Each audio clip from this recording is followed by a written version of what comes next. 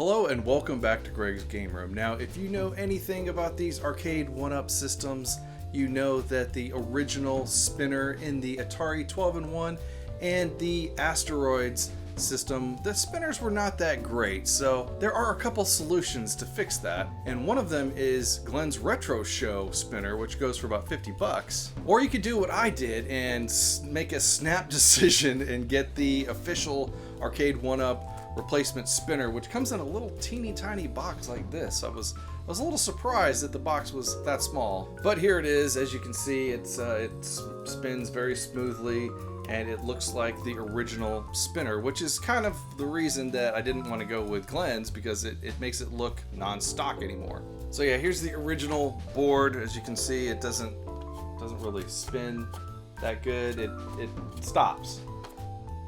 But there was one slight problem when I got this. I kind of got it as a kind of a snap decision when I saw it. It's like, ooh, it's 20 bucks. I'll just go ahead and get it. Turns out that this is really just for the Asteroids machine and not for the Atari 12-in-1 machine, because as you can see, it has a connector cable on the back of it, whereas there's no place on the back of this to actually connect it to. What I'm going to end up having to do is strip the wires on this and splice them together. I mean, I suppose I could actually like solder them on here, but I'm not exactly the best person to be soldering things. I'm pretty awful at it, so I think the easier solution for me would be to just go ahead and splice the wires together. Alright, so I'm really excited to go ahead and get started. Let's do this. Alright, so the first thing I'm going to have to do is get this old spinner off of here. As you can see, it's kind of, it's just kind of screwed on here. So I should be able to just remove this pretty easily. Probably not too difficult to take that off.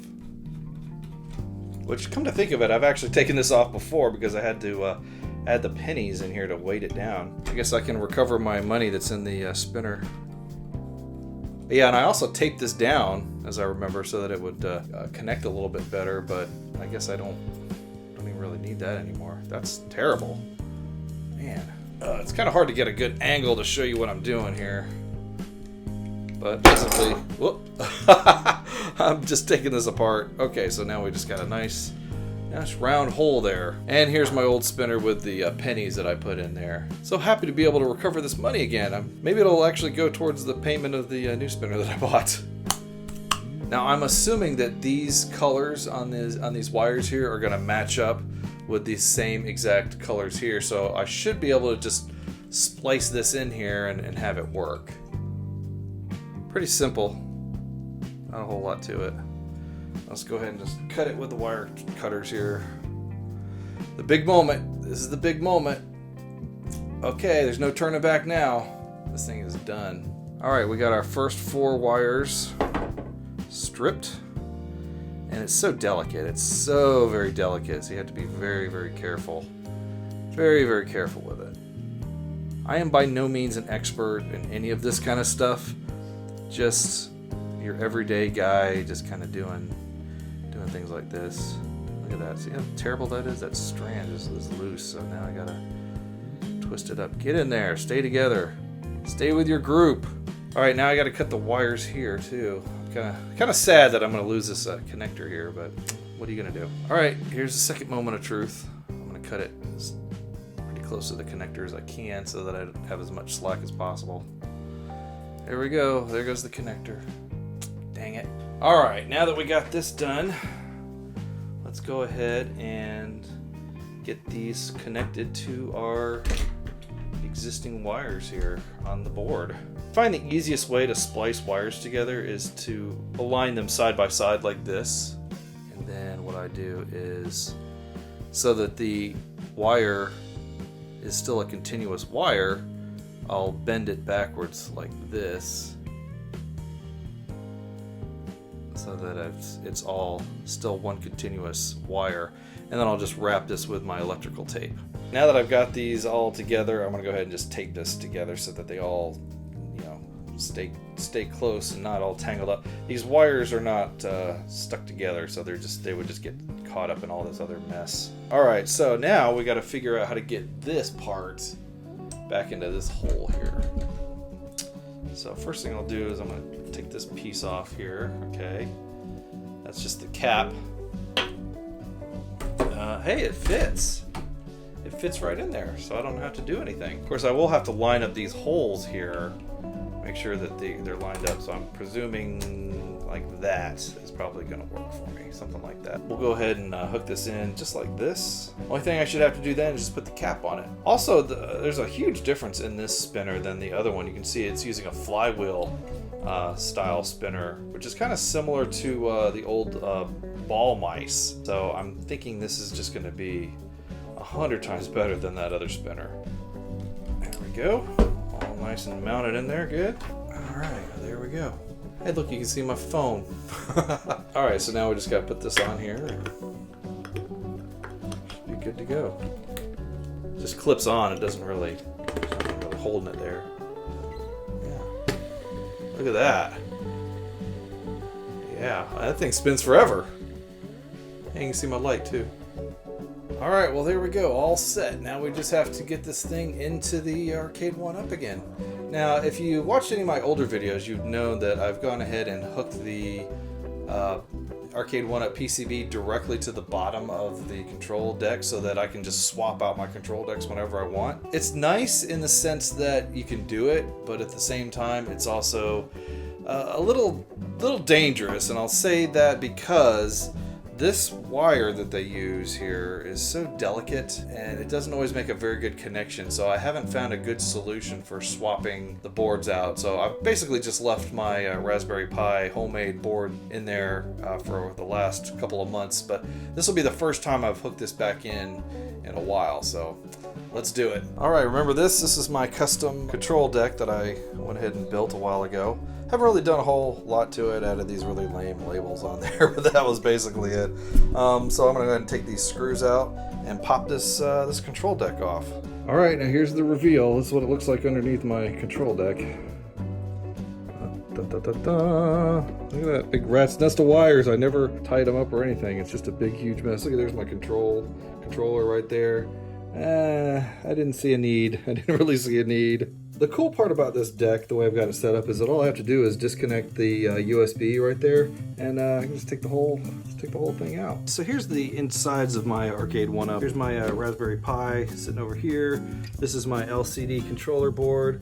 I'm using the original Arcade 1-Up power connector to power this thing. This has to go back on the Arcade 1-Up board, and this has to go back up on the Arcade 1-Up board. And then this will also plug into the Arcade 1-Up board. Now, these other connectors are not too bad. I can pop these off pretty easy, the power connector and that. But it's this LCD controller connector here that is just so delicate. Look at this. I'm just barely tugging on it and it just pops off. Got to be super, super careful when I plug this in. All right, so I got that one hooked up. I got the power hooked up over there. And then I got this little white connector here hooked up. I don't have a lot of slack here, so it's very, very tricky to get this in there. So go ahead and set it down. Now all we got to do is power it up and see what happens. All right, here we go. Turning it on. See if it comes back to life. Yes! What game should we try first? So something that requires the spinner, of course. Well, it's got to be Tempest, right? Oh, there we go, Tempest. Oh no, it doesn't work! Oh no, I did something wrong! Oh no! Oh, it's beeping at me. What did I do wrong? It still shoots. Uh-oh.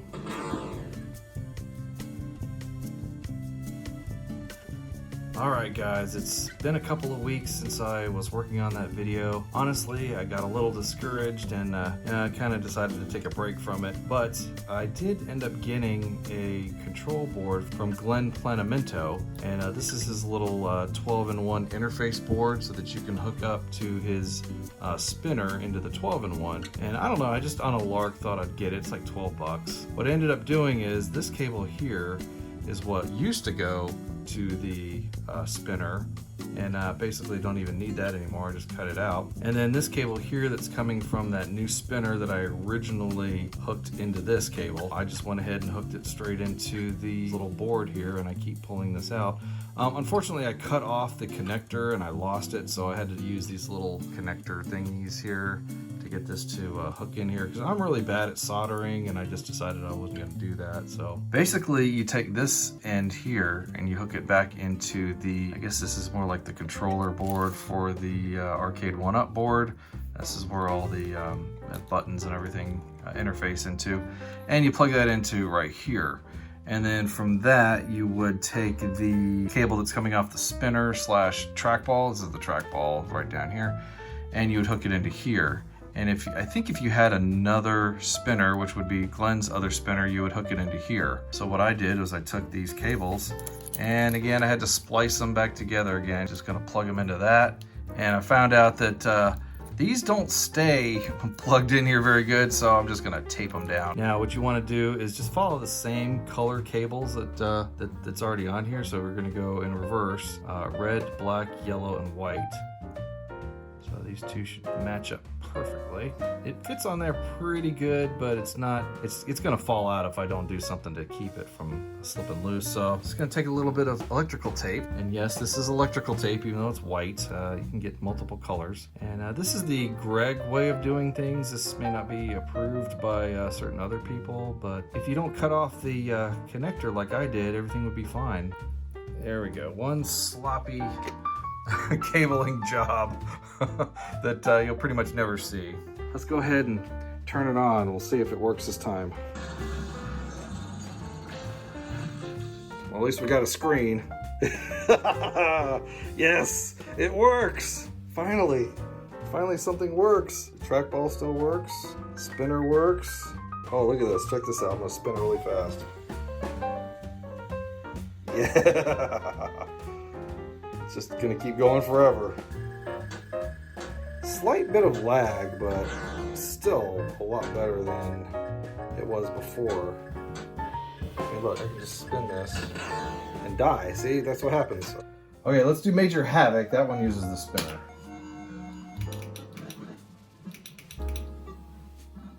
In case you didn't notice, I'm actually playing Breakout down here in the corner.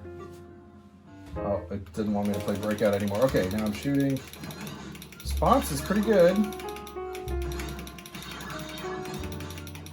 Guess I could just like flick it over and go. Here we go. Now this is the part I always found difficult in this game, using a spinner, or anything really. I don't even like that part. I like the shooting part better. Let's do more shooting. The whole game should just be this. It's my favorite part.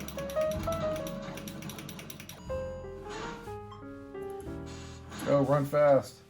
That's interesting. If you just roll the spinner really hard, he kind of stutters a little bit as he's running through the base. Alright, so it's just Gravatar and Tempest that use the spinner. So, of course, Tempest is a big one. You gotta have a spinner for Tempest. It's nice and smooth and everything, that's for sure. I don't know if there's a delay or not. It's hard to tell, really. There's like a slight bit of play in the spinner itself. But hey, it works. Works good. So just make sure you don't expect it to work straight out of the box. You're going to have to get the GRS interface board for the 12-in-1, and that's really meant for Glenn's spinner, but it will work for this one as well. Just don't cut that cable so you can plug it directly in and not have to worry about splicing all the wires back together like I did. The spinner's pretty good. It's a lot smoother for sure. I know that Arcade 1-Up is coming out with their own trackball spinner combination. I'm betting it's going to use the same trackball and probably the exact same spinner. I don't know if that's going to be of any improvement really. So there you have it. There's the spinner in action, working perfectly fine as long as you get that extra interface board. Everything's good. Glenn, if you needed to know if that interface board works with the replacement Arcade 1-Up spinner, there's your answer. It works. Well, there you have it. There's my how-to on how to do a Greg's replacement for the spinner in your Arcade 1-Up if you're going to be using the one that you can get on the Arcade 1-Up website. I hope this video was useful to you. If it was, please remember to hit the like, share, subscribe buttons down below. Thank you for watching and have a great day. Over there. Oh no, no, no, no, no, no! I killed Major Havoc.